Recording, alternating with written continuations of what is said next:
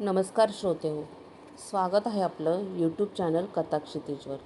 तर आजची आपली कथा आहे शंकर पाटील यांच्या भेटीगाठी या पुस्तकातील धडा. गाडी स्टेशनला उभी राहिली आणि झोपेत असलेल्या मनप्यांना एकाएकी जागे झाले. गडबडीनं त्यांनी आपलं तोंड खिडकीबाहेर काढलं आणि बघतात तो काय, गाडी सांगलीच्या स्टेशनवरच येऊन उभी राहिली होती. डोळे चोळायलाही आता सवड नव्हती. लोक भराभरा खाली उतरू लागले तसे तेही उठून उभे राहिले आणि रिकाम्या पिशव्यांची सुरली काखेला मारून गाडीतून ते खाली आले. फलाटावरून चालता चालताच तिकीट काढायला म्हणून त्यांनी आपल्या नेहरू शर्टाच्या खिशात हात घातला आणि हात कुठे न तटता सरळ तो खाली गेला. तसे मनपे अण्णा जागच्या जागीच उभे राहिले. त्यांची छाती धडधडू लागली. अंगावर भीतीनं काटा उभा राहिला. हातापायांना दरदरून घाम फुटला. घाबऱ्या घाबऱ्या त्यांनी खाली वाकून खिशाकडे बघितलं आणि त्यांची बोबडीच वळली. कुणीतरी त्यांचा खिसा कापून पैशाचं पाकीट पसार केलं होतं. बसका पडलेल्या खिशात त्यांनी खुळ्यासारखा तीनदा हात घातला आणि हाताला पाकीट लागेना तसे ते घाबरे झाले. त्यांना काही सुचेनासंच होऊन गेलं. पैसे गेले हे कळताच मनपे अण्णा हबकून गेले. खुळ्या घाबऱ्यागत त्यांची अवस्था झाली. ते काहीच्या बाईच करू लागले. पळत पळत मागे गेले आणि रिकाम्या डब्यात चढून पाकीट सापडतंय का हे बघू लागले. आपली बसलेली जागा खाली वाकून वाकून नीट बघितली. संबंध डबा धुंडाळला आणि पाकीट सापडेना तसे ते पुन्हा खाली आले. उतारूंची गर्दी अजून कमी झाली नव्हती. ते त्या गर्दीकडे बघत उभे राहिले आणि कुणाला चोर म्हणून धरावं हे त्यांना कळेना झालं. लोकांची तोंडं बघत ते नुसते उभेच राहिले.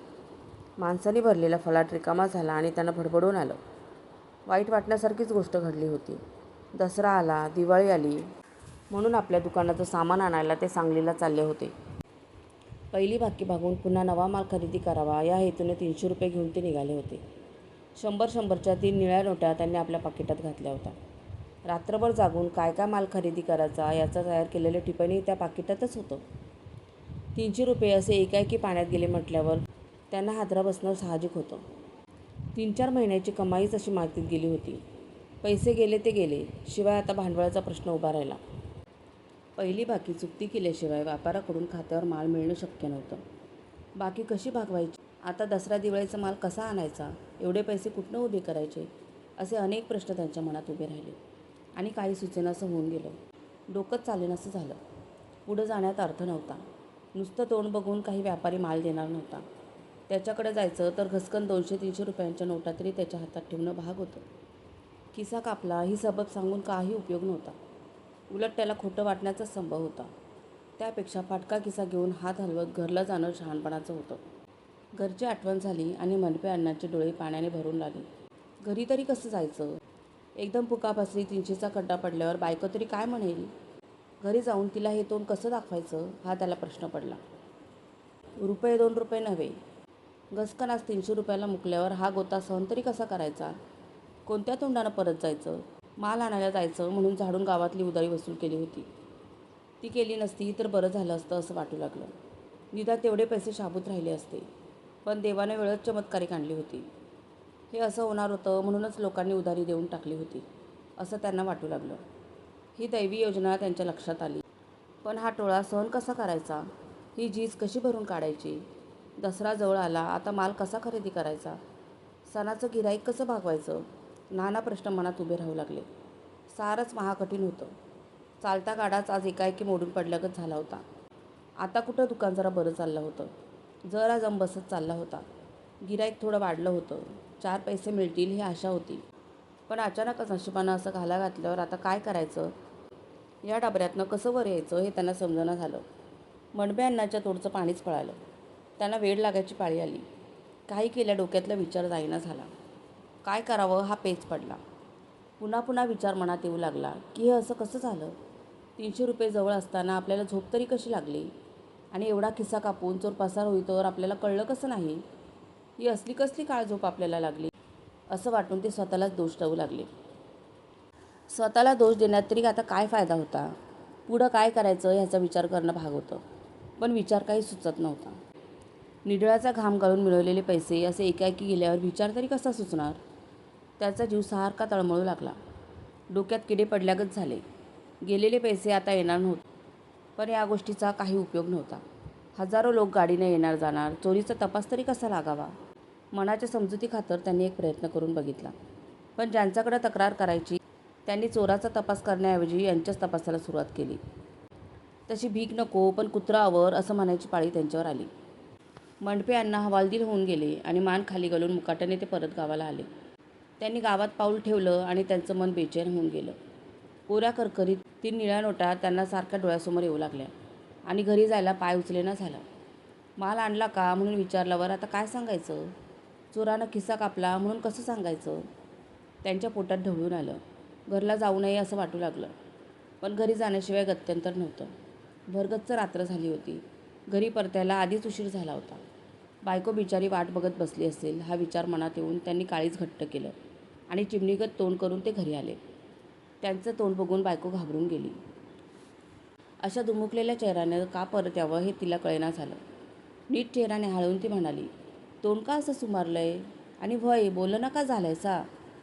भिंतीला पाठ टेकून बसलेले मंडपे अण्णा बसल्या जागी एका अंगाला कलंडले आणि त्यांच्या बायकोचं धाबदान आणलं. लगबगीनं पुढं होऊन त्यांना सावरत ती म्हणाली, काय म्हणायचं हे? असं का बरं? काय झाले मला सांगा. लहान पोरागत तिच्या कुशीत तोंड घालून ते मुसमुसू लागले आणि तिचं कालीज थाड थाड उडू लागलं. काय चिन्हच समजेना. तसा दिवा मोठा करून ती म्हणाली, काय झालं सांगता? का असं मला घाबरं करता? समजू तरी काय मी? बायको घाबरी होऊन गेली होती. तिला असं घाबरं करणं काही योग्य नव्हतं. घडलेली गोष्ट लवकर सांगून टाकणं शहाणपणाचं होतं. पण त्यांचा नाईलाज झाला होता. तोंडातनं शब्दच फुटत नव्हता. सांगायला म्हणून त्यांनी दोनदा-तीनदा तोंड उघडलं, पण आतनं हुंदकाच बाहेर येऊ लागला. त्यांची ही अवस्था बघून तिला भडभडून आलं.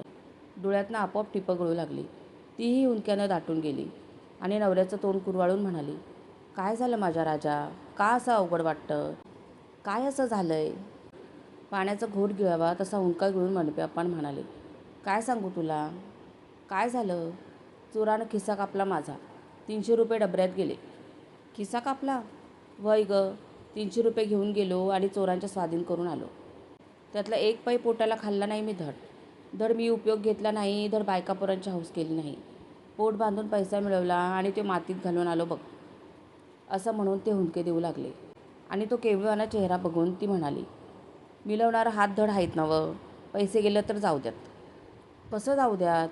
असं त्यांनी तळमळून विचारलं आणि ती धीर देत बोलली, अहो पूर्वजन्मीचं देणं असेल ते.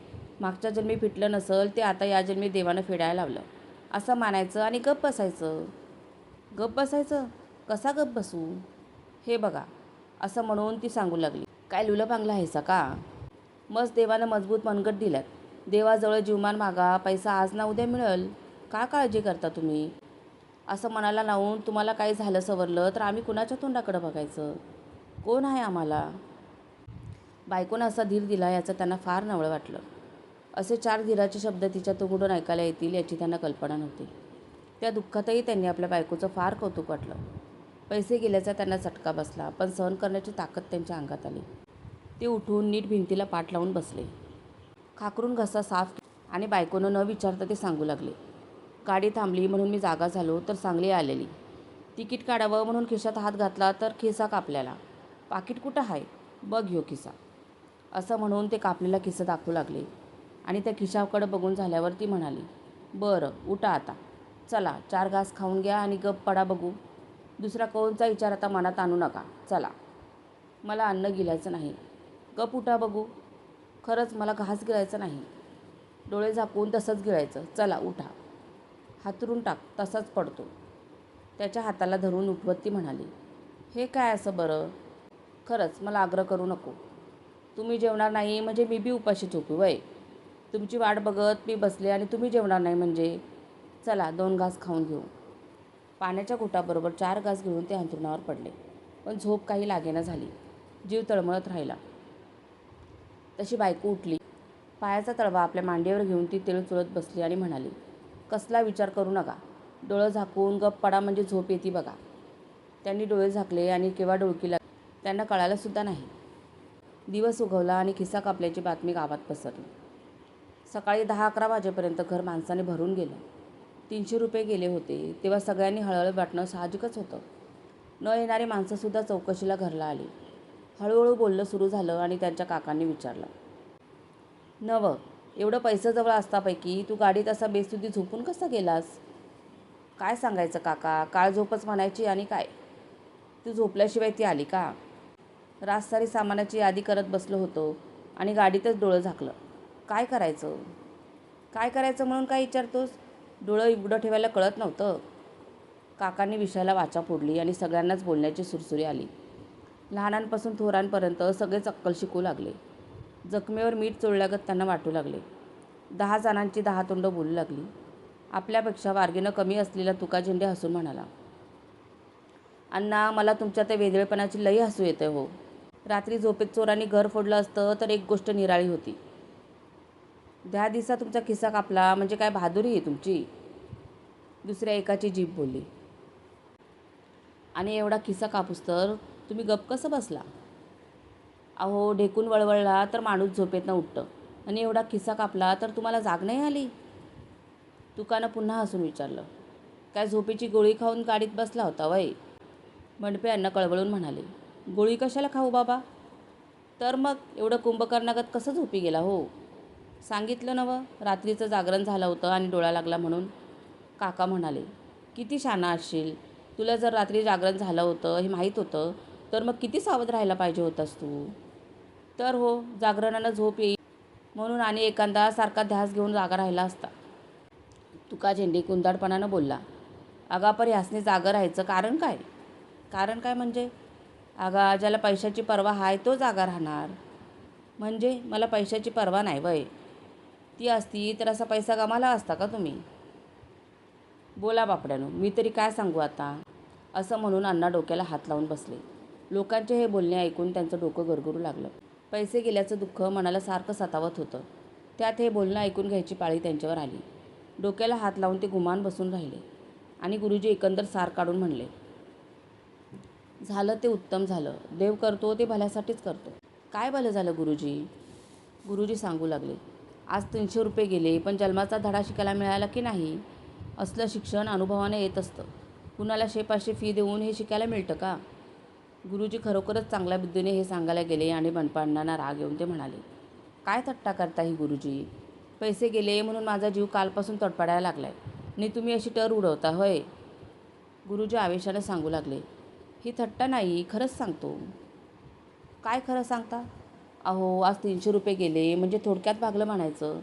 जर 10-5 हजाराची रक्कम गेली असती तर मग काय केलं असतं? अण्णा भाडकन बोलले, मग घरला कशाला आलो असतो? तिकडंच जीव देऊन मोकळा झालो असतो. लगेच गुरुजी धागा पकडून म्हणाले, मग जीवाला मुकला असता की नाही? वय, मुकलो असतो बाबा. म्हणूनच म्हणायचं तुमची गोष्ट त्या इतिहासातल्या ह्याच्यागत झाली. कशागत म्हणता? अहो, जे जीवावर बेतलं होतं ते बोटावर निभावलं, तशातली तुमची गत झाली. मडपे अण्णा म्हणाले, चांगला इतिहास घडला, पण 300 रुपये गेले की हो माझे. गेले तर जाऊ द्यात. जाऊ द्यात? फुकटात गेले का? लाख मोलाची अक्कल मिळाली की नाही? तर अक्कल मिळाली की. चांगली अद्दलच घडली बघा. आता खिशात एक 8-12 आणे जरी असले तरी झोप लागेल का तुम्हाला? अहो, पोरं कॉलेजला शिकायला जातात. वर्षाला 1000 रुपये त्यांना खर्च येतो. पण त्यांना जे ज्ञान मिळत नाही ते तुम्ही अवघ्या 300 रुपयात मिळवलं. हे काय कमी झालं? तुका झेंडे जोरानं म्हणाला, आणि गुरुजी, हे ज्ञान एका दिवसात मिळालं. काकाही बोलले, अनुभव थोर आला. असा अनुभव कुणाला येतो? या अनुभवाच्या जोरावर आता ह्याला नेऊन मोठ्या बँकेत बसवा की. बघा कारभार चोख होईल का नाही. काकांचं हे बोलणं मनपे अण्णांच्या जिव्हारी लागलं. आतल्या आत तळमळून ते म्हणाले, म्हणजे माझे पैसे गेले हे तुम्हा लोकांना बरंच वाटतंय म्हणा. काका उचलून बोलले, त्यापायी बोलते व्हय आम्ही? काय शहाणपण हे? तर मग पैसे गेले म्हणून हळहळ वाटलं का थट्टा करता माझी? काकांनी खुलासा केला, अरे आम्हाला हळहळ वाटली म्हणूनच हे बोलतो. गावातला दुसरा कोणी येत नाही बरं तुला बोलायला? तुका झेंडे म्हणाला, असा गैरसमज होत असेल तर कशाला बोलायचं काका? वय, काय नडलंय आपलं? असं म्हणून काका उठले आणि हातात काठी घेऊन बाहेर निघाले. त्यांच्या पाठोपाठ बाकीचीही मंडळी उठली. तसे मंडपे अण्णा हाक मारून म्हणाले, का चालला एकाएकी? गैरसमज करून घेऊ नका. दारात उभे राहून काका बोलले, गैरसमज करून घ्यायचं काय कारण बाबा? तू पैसे कमवायला नेटका आहेस, आम्हाला बोलायचं कारण काय? काय तुका? तर हो, रोज गाडीतनं झोपून जावा, आम्हाला काय करायचं आहे? कसं गुरुजी? खरंच आहे. असं म्हणून मंडळी निघून गेली. घर शांत झालं.